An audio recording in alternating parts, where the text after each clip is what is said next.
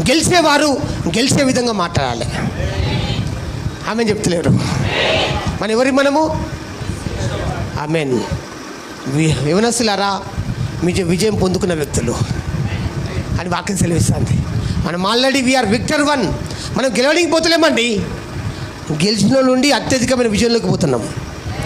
మనం ఓడిపోయిన టీములు లేము, గెలిచిన టీములో ఉన్నాం. మన నాయకుడు ఎవరు? జీసస్ క్రైస్ట్ మన నాయకుడు, యేసుక్రీస్తు మన నాయకుడు. మనం గెలిచిన వ్యక్తులు మనము. హల్లెలూయా.